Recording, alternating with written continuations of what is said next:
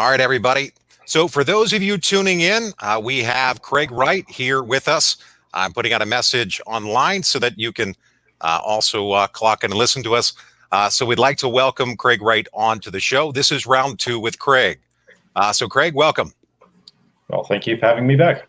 Yeah, so I have to say, Craig, since last week, I've received lots and lots and lots of feedback, both good and both bad, but I am incredibly excited and honored that you were able to come back and that we can kind of dig back into it. So let's talk about this past week around the world with this pandemic. What is it? What's happening from your lens? Basically, insanity, crackdown. I mean, the typical just trust government, they know what's best type attitude. I mean, it's just insane is the only way to put it. I mean, yes, there is a virus, but we have viruses all the time. In 2008, we had a flu epidemic. It was actually worse than we have now. More people died globally. There have been far worse ones in history. I mean, up to 50 million people were said to have died in the sort of flu 100 years before this. But and that's a lot of people. I mean, that's a big number. Mm-hmm. And right now, we're basically killing more people to save us. It's just insane. People don't sort of look at the cost this is going to have globally. And this economics, well, we just ignore that. Well, actually, economics is food, it's jobs, it's people working, it's people not committing suicide, it's people getting out there and interacting with their fellow people. It is being able to feed your children. And right now we're pushing a good percentage of the world into poverty. Why? Because, well, we have to save people who we're not really saving. When, if you look at the facts, it doesn't really matter that we're isolating. It has sort of doesn't stop the spread or anything like this. Now, when the data that they're compiling, and let's say the world's experts that are coming up with what's going to happen next. I take offense at that word for that. I mean, the world's experts are generally working for insurance company, data modeling companies, and whatever else, and getting paid a figure with an extra zero over what the government experts get paid. So what you're saying is that sometimes they could be biased, or there is a deeper incentive. A bit of both, yes. And with this economic impact, from your point of view, how long will it take for us to, as a global, global economy, to kind of dig out of this? And I'll say it is a mess. I don't think we'll ever recover fully from this. I mean, we'll gradually grow again when we unlock and allow the economy to start interacting, but it's going to take a generation, not because of the virus. It didn't take a generation in 1958, where the flu pandemic was worse. It didn't take a generation a few years ago where there was a cholera epidemic in Asia. But none of those involved this crackdown and sort of the change in how we operate towards other people. That's the problem. We're causing fear, we're causing anxiety. And doesn't that put people in the hospital? Fear, worry, anxiety, depression, that all of those things interestingly enough, problems. Fear is a particular thing that results in higher deaths for COVID. So they've actually noted that the hormonal releases and whatever else in the medical reports have been showing that people who are in states of fear and anxiety are less likely to recover. I mean, that's quite remarkable that all of this goes into making something worse. I was reading something this week, Greg, around nicotine. And what it said was in the United States that it accounts for about 20%, either firsthand smokers or those smoking or those that are contracting some sort of ailment from secondhand smoke. But 20% of all deaths in the United States that are preventable are because of smoking. Yet somehow this COVID virus we're willing to shut the world down over that, but we're not willing to shut the world down over cigarettes. I would recommend people read Antigone, both versions, both the Greek play and also the play from the French author in the 1940s. The original is a little bit different, but it was rewritten in 1941 and then finally released in 44.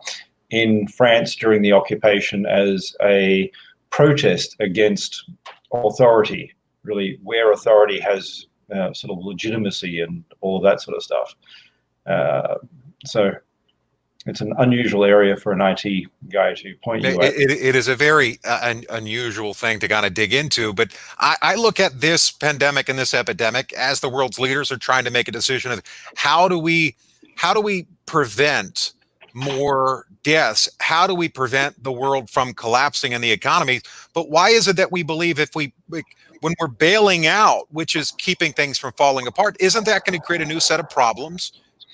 Yes, and long term as well. We have children who aren't socializing, who aren't interacting with people. A lot of what education is about in school is interaction with other people so that you can learn to deal with other people. When you're all sitting at home hiding away, then you're not being educated. Now, this is a problem people don't seem to understand. Most universities don't educate anymore. Most schools don't educate anymore. They train. And they're separate things. Education is critically important, but we don't educate people anymore. And this is killing off any sense of education that we had. So we're basically ruining the future of the next generation. Why? So that we can say that we have saved more people who are 80 plus. And I'm not trying to say that's we shouldn't focus on saving people who are older, but you don't kill the entire economy. You don't end the next generation before it's begun to save someone who's 85. I mean, may seem mean and nasty, but this is reality because these other people have lives too.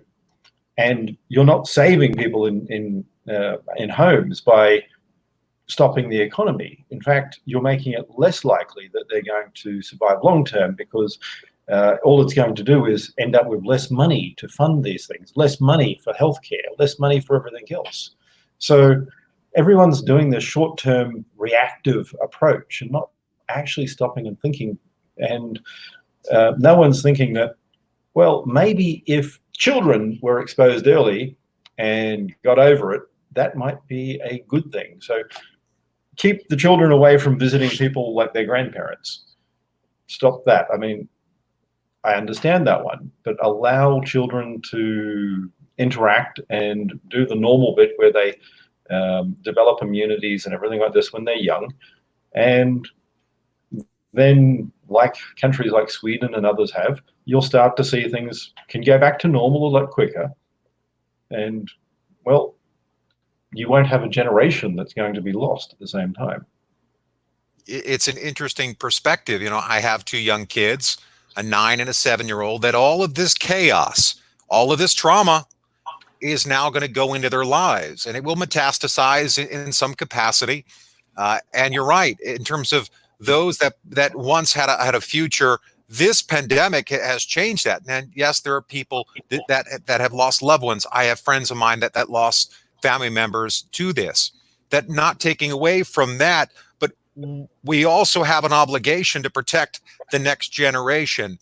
And the next generation are my kids and of course their kids and their kids, that we've got to find this balance. And the struggle that I see from my side is that they were not able to find the balance. And I am not an expert in the end. All time reveals all things. But if I see they did not find the balance, I would look at it from a perspective of incentive.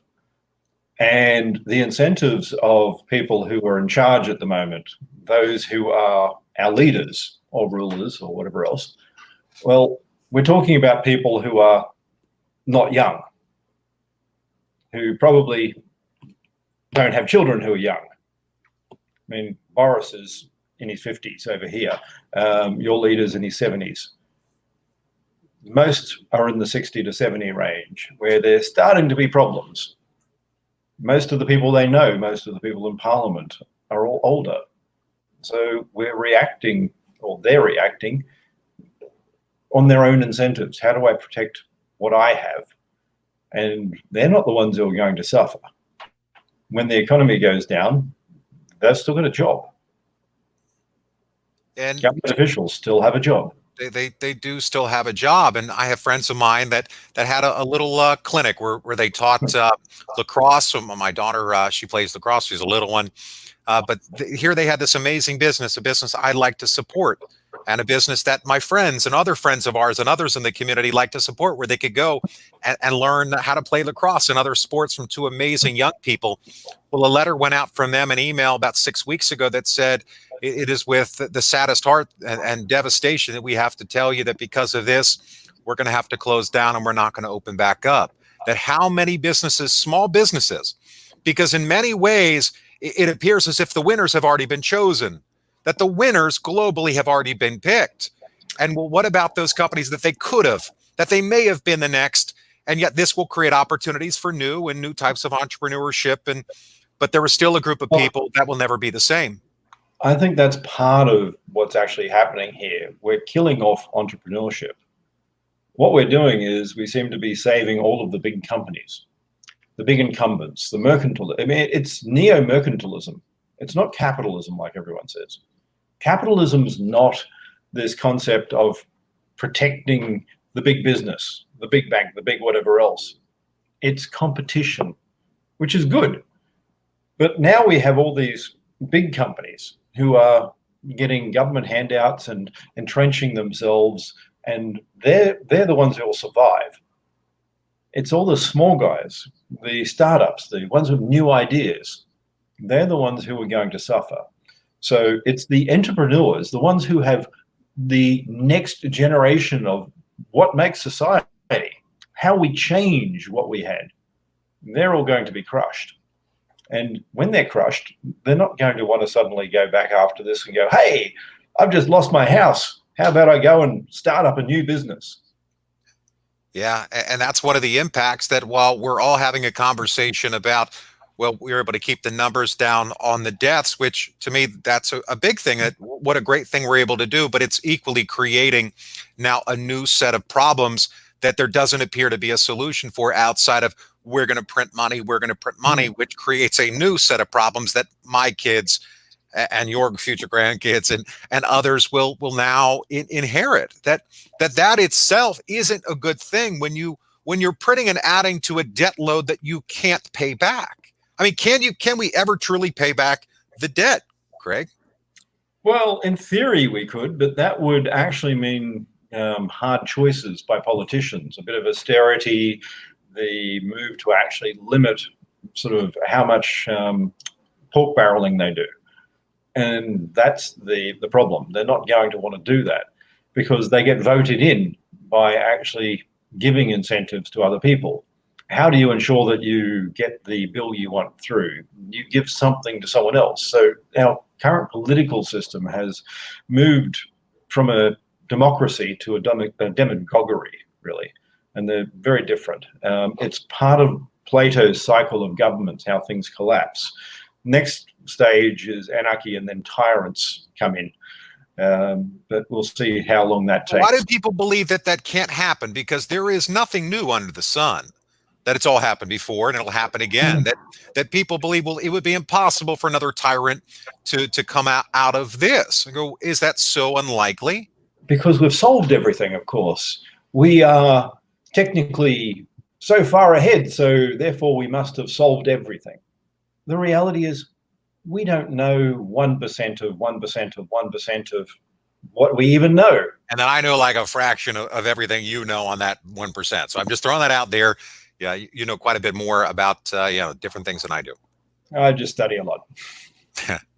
So when we look at where our ancestors were, that they did live in a world, many would say, of tyrants, of dictators. You're not allowed. You can't. You can't put that around your fence. You can't put that fence around your yard. That now throughout the world, we're going back to a system, but which our ancestors candidly did fight. And that doesn't mean that you or myself or others are anti-government or anti-establishment, but it almost appears as if you have an opinion, you are a bad person. That if you stand against what the collective whole or the group is saying, that it makes you bad. Well, to me, I want to live in a world that my kids and their kids and my ancestors can have the right. And, the right is without the interference or coercion of someone else. That by all these new rules, and there's going to be a lot of rules coming out, What do you think about that? Well, see, part of this is not educating people. So we train people. You teach them mathematics and engineering. You teach them law. You teach them finance. But that's not educating. So to educate someone, in the past, we used to actually teach them all these things we consider fluff now, like ethics and morality and why. And we would teach them literature, a very important thing that people scoff at now. So think of Shakespeare and Julius Caesar. Why did Julius Caesar rise to power? What is the history of Rome? Things like Plutarch and the lives of famous Romans, old books that we say don't matter anymore, but they do. They do. They teach us the history of what happened.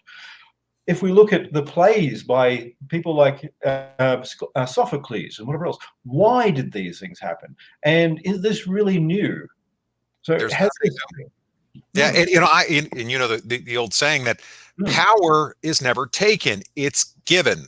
yeah. That when that the people that rise to the top, the powerful, go, well, they can't take something it wasn't theirs to take. It's that a group of people gave them power. So how do we find that balance? Because I struggle with it. I am not an anarchist. I am not against government. I am not against the police. I am not against the military. I want a world that is safe. I want a world that is unified. We need to understand what has happened in the past.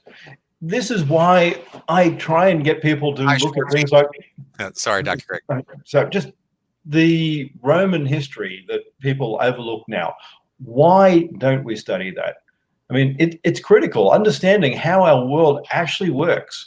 So think about why, after Julius Caesar, the sort of triarchy and all the rest, how it fell apart. Why did that then move into the system where you had effectively an emperor, Augustus, Octavius, as he's originally known? Why did he grab power? And how did he convince people that he wasn't grabbing power? Because he went up to the Senate and said, no, I can't be your king. No, I'll just be the first, the prince, the first of all you senators. I'm, of course, no bigger than you. And he played all those games, and he did it so well that he completely, utterly dominated everything. He won the hearts. He censored people. He basically, people would write things, which was always part of Roman culture. And so what you're saying is that those that find a way to win hearts, equally, they have another side that is it's fear, bullying tactics. So you're equally saying there can only be people who like me. There are not allowed to be people who don't like me. So once again, looking at some of these things, even the Roman plays of Shakespeare's, Coriolanus, he was a great leader, but also not liked. So that ended up with the problem. So there's always a balance. And if we have people who are just democratic because, they just have the people listen to them and eat out of their words because of charisma, then we have a demagoguery. And that demagoguery, that's how Hitler came into power. Hitler didn't seize power. And by the way, Hitler said, you get the youth, you get the nation. Isn't that remarkable that you get the youth, you get the nation? That we have a world that says that, again, nothing new under the sun, that when you indoctrinate the youngest minds, when you make the youngest mind believe in your statement, your mission, that you've got them for most of forever. That why as parents aren't parents more concerned?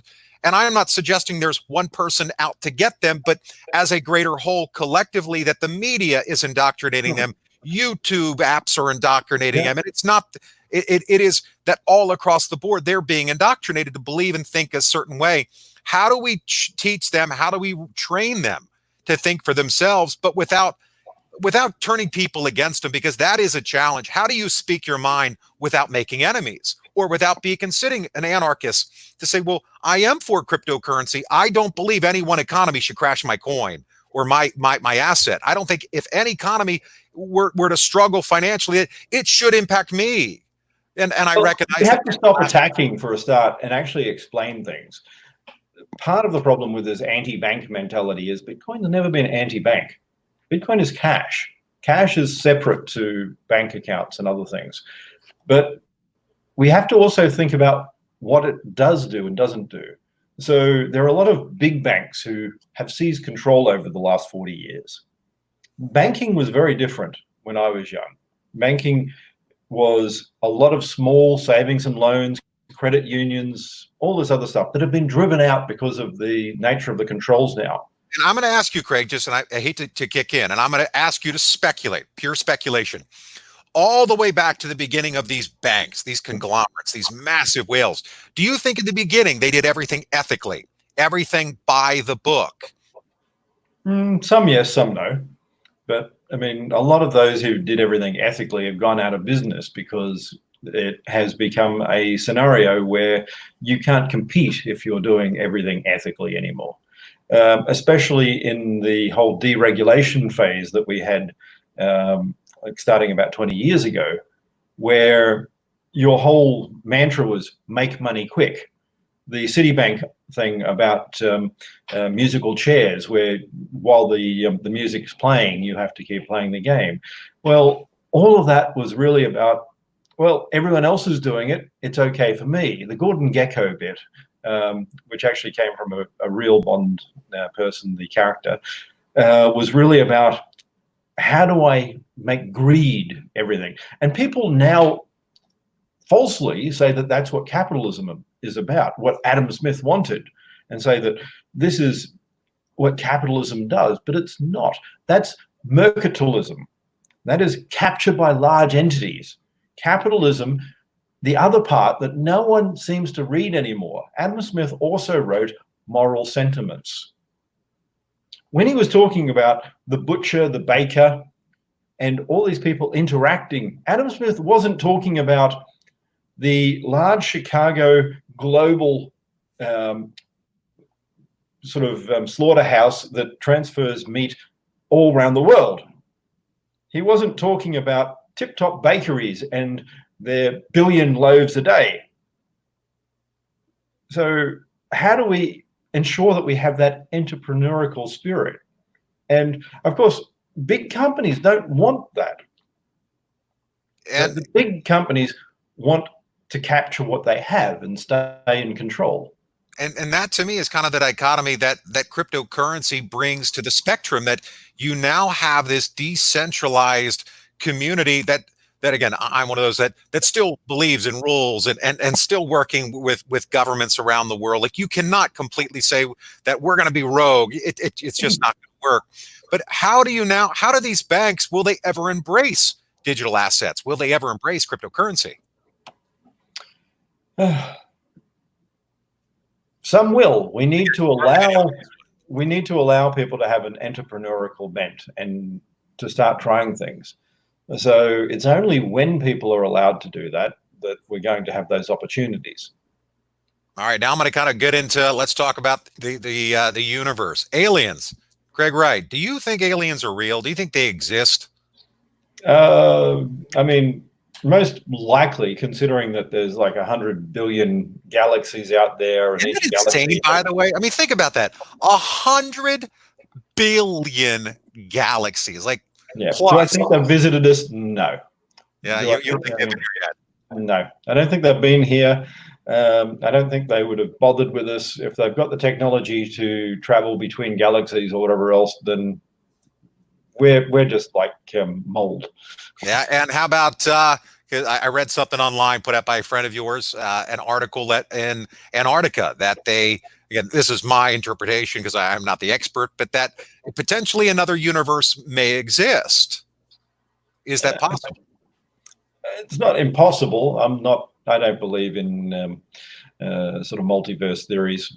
I think they're really a pseudoscience trying to pose as science so that they can have certain issues that they don't want to. It's a God of the gaps problem for science. There's no way of proving it. Everything that they've been showing has not fallen into place. I mean, for years they were saying we might notice certain types of ripples and supersymmetry in the Large Hadron Collider. And then when they're not found, well, then you move it and go, well, it must be somewhere else, and we need a bigger collider. Give us more government money. So